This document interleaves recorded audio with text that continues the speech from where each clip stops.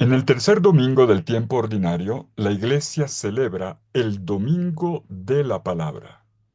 El Domingo de la Palabra de Dios es una celebración instituida por el Papa Francisco en el año 2019, con el objetivo de promover la lectura de la Biblia y la evangelización. Esta sexta edición tiene como lema la frase del Salmo 119, versículo 74: Espero en tu palabra. Va muy en sintonía con este año jubilar de la esperanza. Precisamente este domingo, y más en este ciclo C, en el que predomina el Evangelio según San Lucas, uno de cuyos hilos de oro es la teología de la palabra, el tema de las lecturas es la proclamación y la escucha de la palabra de Dios. Hoy comenzamos, pues, la lectura semicontinua del Evangelio según San Lucas. En el reciente tiempo de Adviento y Navidad que acaba de pasar, ya leímos algunos pasajes escogidos de este Evangelio. De aquí en adelante, lo seguiremos leyendo domingo tras domingo de forma más ordenada, partiendo del episodio que tuvo lugar en la sinagoga de Nazaret, donde Jesús inauguró su ministerio con una proclamación de la palabra y con una homilía, la más corta y contundente que conocemos. Hoy se ha cumplido esta escritura que acaban de escuchar. Veamos el texto del Evangelio y enseguida los puntos clave de las otras lecturas. El Evangelio está tomado de Lucas en el capítulo 1, versículos 1 al 4, y en el capítulo 4, versículos 14 al 21. La liturgia nos propone una extraña fusión de dos textos tomados de secciones distintas. El primero corresponde al proemio del Evangelio, sus primeros cuatro versículos en Lucas 1, 1 al 4. Luego damos un salto de cuatro capítulos para leer el episodio inaugural del ministerio de Jesús en la sinagoga de Nazaret. Capítulo 4, versículos 14 al 21. Veamos. En la primera parte, los primeros cuatro versículos del Evangelio, el autor del Evangelio imita el procedimiento de otros escritores de su tiempo para introducir una obra de carácter histórico o biográfico. Tengamos presente que Lucas es un escritor inserto en la cultura greco-romana, griega, sobre todo, que conoce bien la literatura de su tiempo y que sabe hablarle al oído de sus lectores. Por eso se inserta en su contexto cultural, explicándoles a sus lectores de forma sintética, con apenas cuatro líneas, el método que ha seguido en la construcción de su narrativa y también para declarar la finalidad para qué lo ha hecho y cómo espera que el Evangelio impacte en sus lectores. Lucas se coloca en la fila de los otros evangelistas, que tratan de dar cuenta con estilo narrativo del acontecimiento Jesús. Él no se inventa el Evangelio. Lo suyo es recibir y transmitir. Lo recibido proviene de aquellos que han hecho la experiencia fundante de Jesucristo, los que habiendo sido testigos oculares han sido convertidos en servidores de la palabra, como dice Lucas 1:2. Y notemos el paso de testigos oculares a servidores de la palabra. No basta con haber visto al Señor para ser su testigo. Mucha gente lo vio y no creyó. Servidor de la palabra es el que se hace testigo, habiendo testigo pascual, el que habiendo hecho el camino de la fe pascual, o sea, el que ha superado el escándalo de la cruz, y por eso es creíble. Este es el que está capacitado para anunciar con eficacia todo el Evangelio desde la clave fundamental de la Pascua, como se aclarará más adelante en el relato de los discípulos de Maús en el capítulo 24. Pues bien, este ministerio de la palabra ha transmitido la primera enseñanza que pasaba, nos entregaba la memoria de Jesús, dándole cuerpo en una serie de tradiciones parciales ahora recogidas, acopladas y organizadas en un relato ordenado que se llama el Evangelio según San Lucas. Puesto que una comunidad no es igual a otra, el evangelista declara cómo, apoyado en una rigurosa investigación, ha ordenado catequéticamente las tradiciones recibidas, creando una narrativa propia, de manera que el anuncio cumpla su finalidad. Lucas dedica a un personaje ilustre llamado Teófilo el Evangelio.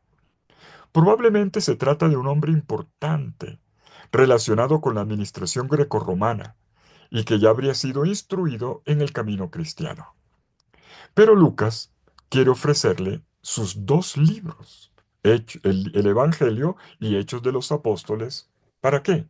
Con el fin de ayudarlo en la solidez de la enseñanza que ha recibido, como dice en 1.4.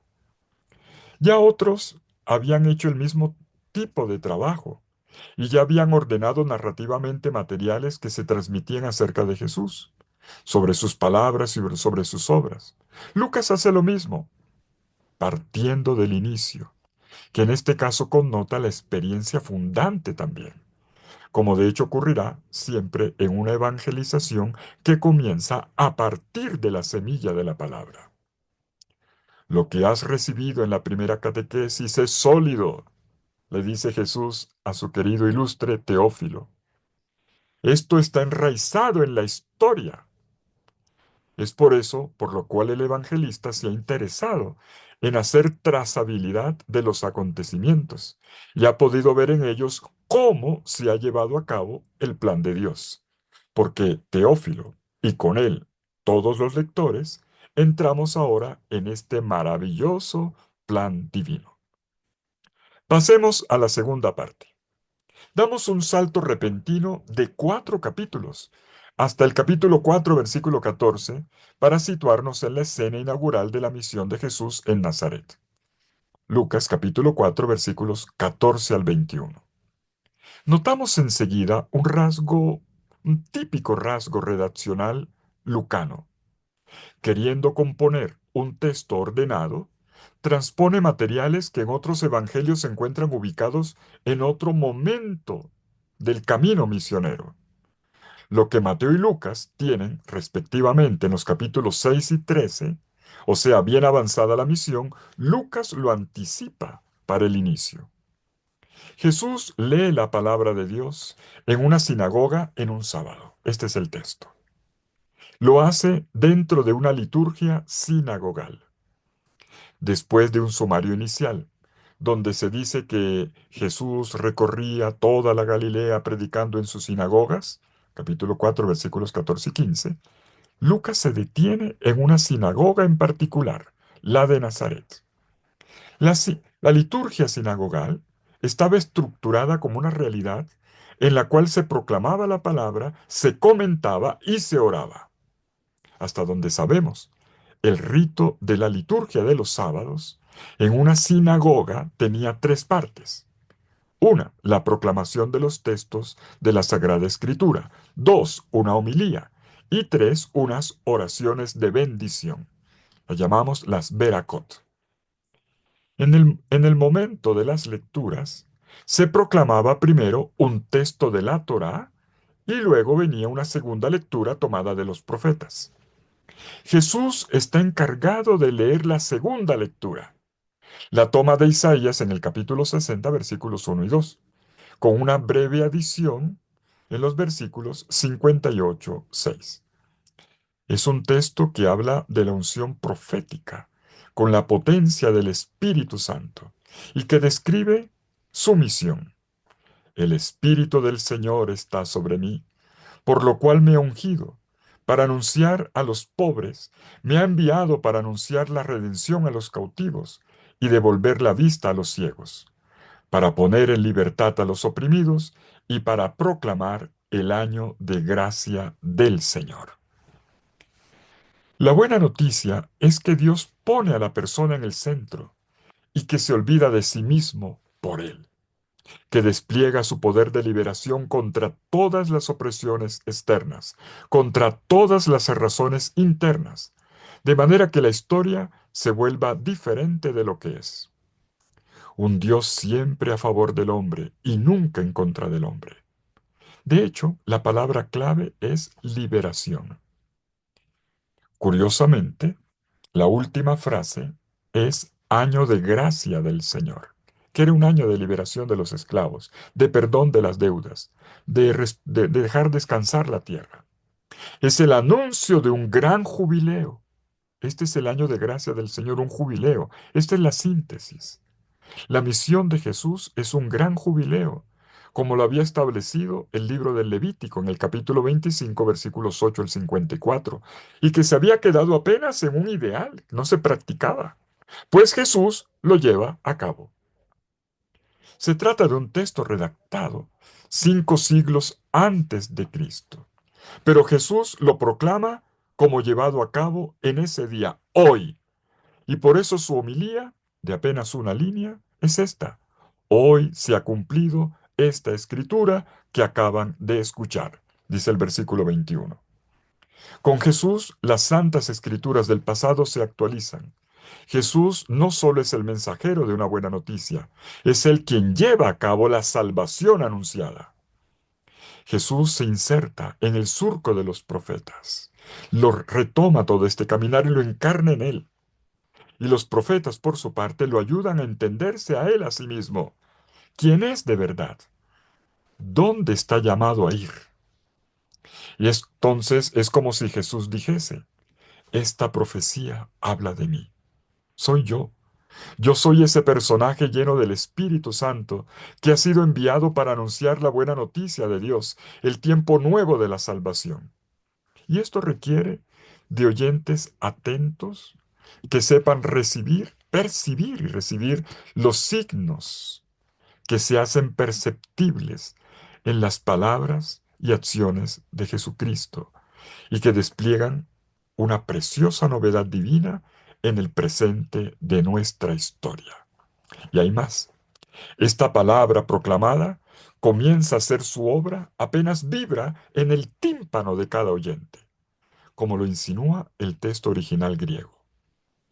Tenemos aquí entonces la importancia de la proclamación de la palabra de Dios, pero también de la escucha, de su comprensión y del empeño por hacerla actual en la propia vida. Hoy se ha cumplido esta escritura. Precisamente en los oídos de ustedes que escuchan, apenas toca sus oídos, se cumple, dice Jesús. La primera lectura está tomada del libro de Nehemías en el capítulo 8, versículos 2 al 10. Se trata de un texto que junto con el libro de Esdras cuenta cómo fue la reforma después del exilio. Un siglo después del regreso del exilio, se había emprendido la tarea de la reconstrucción de Jerusalén que estaba en ruinas, pero sobre todo de la nada fácil reorganización social, la cual era muy carente, débil y conflictiva. Y es con este propósito que se lleva a cabo una asamblea del pueblo de Dios en tiempos de Esdras. Ocurre junto a la Puerta del Agua, en la ciudad santa de Jerusalén. Estamos cerca del año 400, más exactamente, del año 399, sabemos la fecha. Poco después de haber sido redactado el libro del Pentateuco, un libro que se remonta hasta Moisés, pero que tardó 800 años en ser redactado de manera definitiva. Nehemías era un hebreo nacido de familia exiliada, que había hecho carrera en la corte persa, que había llegado a convertirse en un personaje importante en ese ámbito, permaneciendo fiel a su tradición hebrea, conforme, habiendo conseguido un fondo estatal para contribuir en la reconstrucción material de la ciudad santa Jerusalén. Pero resulta que rearmar, reconstruir, mejor, una ciudad no es lo más difícil. De hecho, la ciudad fue reconstruida. Lo complicado era unir de nuevo a la gente, que estaba polarizada, a un pueblo, unirlo en torno a su proyecto de nación dictado por Dios. Era necesario darle al pueblo la posibilidad de una nueva experiencia de Dios. Por eso busca la ayuda de un maestro de la ley. Se llamaba Esdras, quien era una persona muy estricta y quien contribuyó con la recopilación de las numerosas tradiciones en un único y completo libro que tiene una compleja arquitectura literaria que se llama la Torá. Se trata de los primeros 5 libros de la Biblia. Y es así como se convoca una asamblea del pueblo de Dios centrada en la proclamación de la palabra de Dios. En esta ocasión solemne, Esdras, ayudado por otros escribas, hace una lectura integral y continuada delante de todo el pueblo, desde los viejos hasta los niños. Este equipo de servidores se daba la tarea de explicar el sentido de los textos para que nadie se quedase sin entender. El texto es leído por partes, es comentado y al final le dicen a la gente que vuelva a sus casas con alegría y con el compromiso de vivir la palabra y de hacer un signo de solidaridad compartiendo el pan con sus hermanos. En síntesis, la gente escucha la palabra de Dios y se compromete para ponerla en práctica. Atención, 7 verbos destacan esta experiencia de la palabra. 1. Proclamar. 2. Escuchar la palabra proclamada. 3. Explicarla. Hay que educar en la palabra. 4. Comprenderla. 5. Llorar los pecados, o sea, dejarse conmover internamente por la palabra que purifica. 6. Celebrar festivamente. Y 7. Compartir con los pobres. Notemos cómo termina con una declaración de una fiesta litúrgica, la fiesta de las cabañas, un día consagrado al Señor que es el día de la escucha de la palabra. Llama la atención, permítame que lo subraye, el quinto paso, el del llorar cuando se escucha la palabra. Es raro que suceda, ¿verdad? Pero es lo que debiera pasar siempre, sentirnos tocados profundamente por la voz de Dios. Cuando esto sucede, es algo bueno. Quiere decir que de verdad estamos escuchando, que estamos entrando en el texto y que por medio de la palabra llegamos al corazón de Dios, del Dios de la palabra. Sentimos que esa palabra es viva, no un conjunto de teorías, es palabra viviente. Y tenemos aquí una auténtica celebración. Este es el día consagrado al Señor y a la escucha. No es nuestro tiempo libre. Es el día en que escuchamos con mayor cuidado la palabra, porque la alegría del Señor es nuestra fortaleza, dice el texto. De la comunión con el Señor proviene una fuerza que nos eleva y nos sostiene, porque la comunión de su gozo entra en nosotros. Nuestra celebración eucarística refleja este mismo esquema. Primero recibimos el pan de la palabra en sucesivas lecturas. Luego, estas son explicadas por los ministros competentes. Y finalmente el cuerpo de Cristo es recibido para tener la fuerza de poner en práctica lo que hemos escuchado. El salmo responsorial es el Salmo 19, 18 en la liturgia. Repetiremos todos, tus palabras, Señor, son espíritu y vida. Es decir, tenemos necesidad de tu palabra porque ella es la que nos nutre e ilumina. Pero atención, oramos con la segunda parte de este Salmo 19. En la primera parte del Salmo se habla del sol. Es un himno al sol. En la segunda parte tenemos un himno a la ley. Esta es la parte que oramos. Lo que el sol es en la creación, en cuanto vida, energía para todo lo creado, también lo es la palabra de Dios en la vida de cada uno de nosotros. La palabra del Señor ilumina, da fuerza, anima, vivifica. La palabra hace sabio al sencillo, hace gozar el corazón, ilumina nuestros ojos, es el sol de nuestra vida. La segunda lectura está tomada de la primera carta a los Corintios en el capítulo 12, versículos 12 al 30.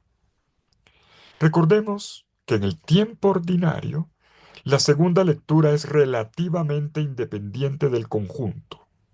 Sin embargo, con un poco de atención encontraremos conexiones. A ver, cada domingo de los primeros meses del tiempo ordinario, siempre, siempre, siempre, se lee un pasaje de la primera carta a los Corintios, todos los años. Se comienza en el ciclo A, continúa en el ciclo B y termina en el ciclo C. Este año estamos en el ciclo C, cuando leemos los últimos capítulos, los capítulos 12 al 15 de la carta, de la primera carta a los Corintios. El domingo pasado ya habíamos comenzado o habíamos retomado. Leímos una parte del capítulo 12.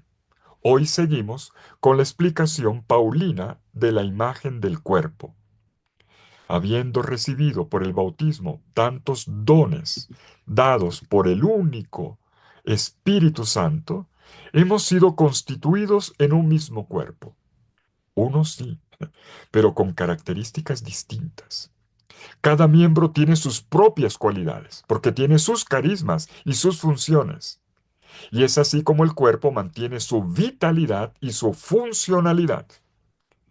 De la misma manera ocurre con el cuerpo de la iglesia, dice Pablo, con personas que tienen características y actividades diferentes, pero todas unidas por el mismo espíritu, hacen vivir este cuerpo que es presencia de Cristo resucitado en el mundo.